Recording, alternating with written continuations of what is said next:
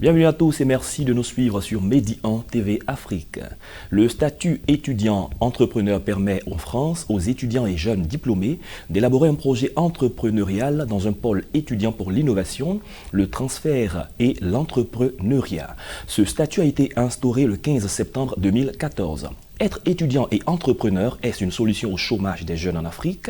Les réponses dans cet entretien avec Mike André Akpa. Il est directeur général de 8 entreprises et il est un exemple en matière d'étudiant entrepreneur, aujourd'hui chef d'entreprise. Bienvenue. Bienvenue, merci Thomas pour l'invitation. Alors on l'a dit dans notre introduction, en France, le statut national étudiant entrepreneur est instauré et reconnu. Qu'est-ce que vous pensez de ce statut-là? Alors je pense que c'est bienvenu. Parce que les étudiants aujourd'hui ont besoin d'avoir un tel statut qui leur permet en même temps de pouvoir poursuivre les études et de générer un business. C'est par là qu'on commence à créer des champions nationaux parce que si tout part des bancs, je pense qu'après le parcours étudiantin, ils pourront arriver à mieux développer ce business et puis arriver à créer de grandes entreprises. Donc il est très important également sur le plan économique, ça permet, on va dire, de booster l'environnement économique déjà sur la base de la jeunesse étudiante. D'accord, la question du chômage des jeunes, c'est une question qui est inhérente, on dira, à tous les continents, mais l'Afrique, c'est un cas assez particulier. On a coutume d'entendre qu'il n'y a pas d'emploi, mais il y a du travail.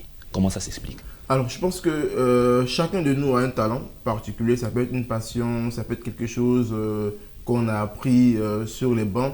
Et chacun a la capacité de pouvoir créer quelque chose. C'est vrai que tout le monde n'est pas entrepreneur, mais tout le monde peut créer un petit business qui peut générer des revenus. Donc je pense qu'on est étudiant, c'est vrai, on dira qu'il n'y a pas d'emploi en alternance ou à temps plein, mais chacun peut, avec un petit accompagnement, des petits conseils, créer un petit business qui pourra lui rapporter des sous. D'accord, parlons de votre cas spécifique. Lorsque vous étiez étudiant, vous avez constitué de petites entreprises. Comment ça se passe? Aujourd'hui, vous êtes chef d'entreprise. Alors, donc moi, j'ai démarré déjà dans mon environnement universitaire par une application qui permettait de faire tout ce qui est études de marché. Et donc, moi, j'ai maîtrisé l'application et j'avais juste ma clé USB avec laquelle je me promenais.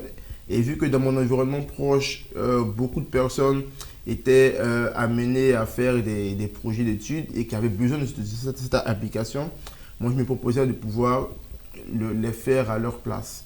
Et donc je me suis généré des revenus comme ça sans avoir à dépenser un franc. J'arrivais à avoir peut-être par mois 100 000, 80 000, juste parce que je maîtrisais une application et j'avais juste ma clé USB qui me permettait de pouvoir faire tout ce travail. Est-ce que vous pensez qu'effectivement, être étudiant et entreprendre peut aider véritablement à régler la question du chômage des jeunes Africains? Oui, ça peut aider parce que comme je le disais d'entrée de jeu, chacun de nous a un talent qu'il peut mettre en avant. Aujourd'hui, on a le système LMD, ça veut dire qu'on a un temps d'études et un temps de recherche. Je pense que le temps de recherche, on peut le mettre à profit pour développer un business et tout. Aujourd'hui, on a également du digital.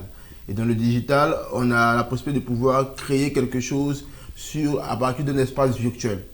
Et je pense qu'aujourd'hui, en Côte d'Ivoire, on voit de plus en plus de jeunes qui créent des petits business, qui créent des opportunités à partir du web. Et c'est ce qui est génial, en fait. Donc, je pense que tout le monde aujourd'hui a la capacité de pouvoir arriver à le faire. D'accord, il y a cette notion d'entrepreneuriat qui est monnaie courante aujourd'hui, mais l'aspect moyen financier.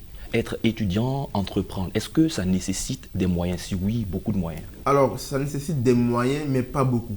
Parce qu'aujourd'hui, on a remarqué que des jeunes veulent forcément avoir de gros moyens, de grosses finances. Personne ne vous donnera 10 millions, 5 millions pour un projet. On est tous étudiants et je ne crois pas qu'une banque aura confiance ou bien même quelqu'un d'autre à un jeune étudiant pour lui remettre de gros sous. Donc, on peut commencer avec de petits moyens. Moi, je vous ai dit, j'ai commencé juste avec ma clé USB qui m'a coûté, je ne sais pas, 2000 francs et j'avais ma tête.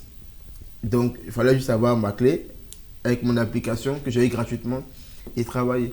Donc, aujourd'hui, on parle beaucoup de digital, comme je l'ai dit. Donc, à partir du web, si je vends des boucles d'oreilles, par exemple, je crée une plateforme web, j'achète des boucles d'oreilles à 5 000, 10 000 que je mets en avant.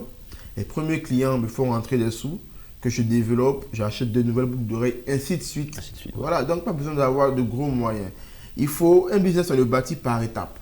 ne peut pas vouloir avoir directement un business qui nous génère 10 millions, 5 millions ou démarrer avec des millions. Il faut pouvoir on va dire, diviser son business en plusieurs étapes et puis commencer à l'étape 1, après monter à l'étape 2, ainsi de suite. D'accord, prenons un peu l'aspect organisationnel.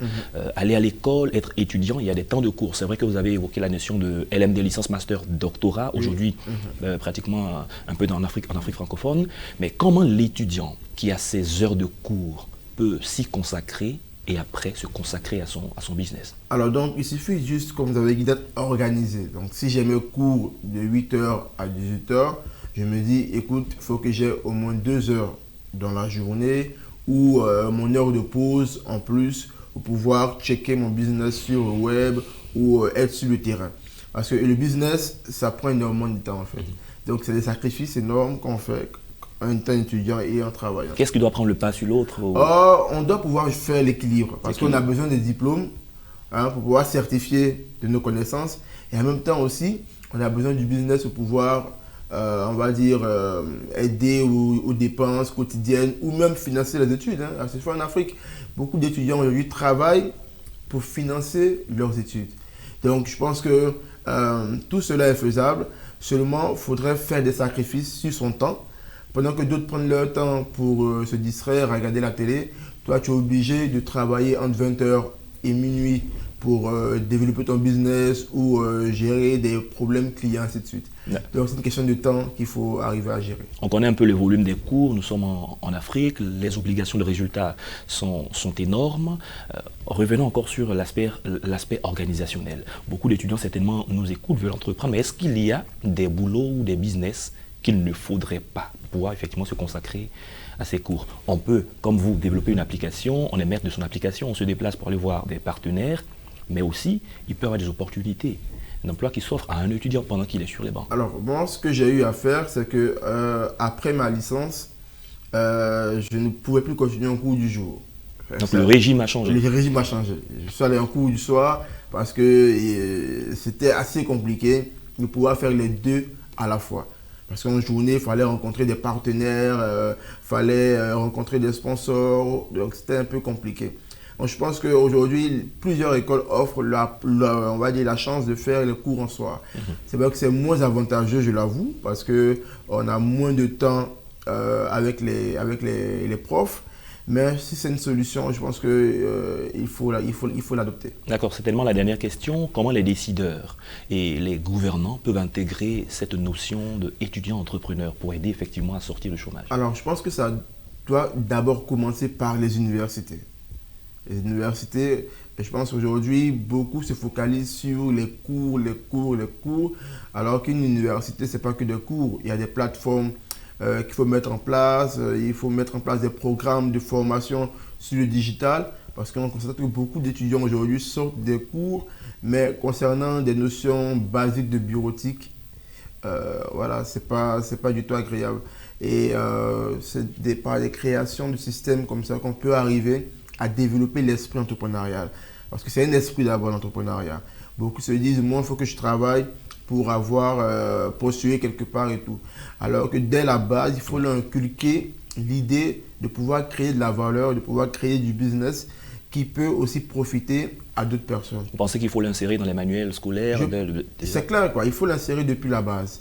Et concernant les décideurs, je pense que ce qui serait beaucoup plus intéressant, comme je l'ai dit, pour les universités, c'est également de créer des plateformes et puis créer un statut qui permet à l'étudiant entrepreneur d'avoir, on va dire, des améliorations sur certains coûts auxquels il serait confronté, comme par exemple peut-être la création d'entreprises, comme par exemple aussi des préfinancements, des petits préfinancements pour l'aider à développer et améliorer son business. Mike Akba André, merci. Merci à vous. Nous sommes à la fin de l'émission. Je rappelle qu'avec vous, nous avons parlé de étudiants et entrepreneurs, une solution au chômage des jeunes. Merci d'avoir accepté notre invitation. Merci à vous. C'est la fin de cette émission. Merci à tous de l'avoir suivi et bonne suite de nos programmes sur Medi 1 TV Afrique.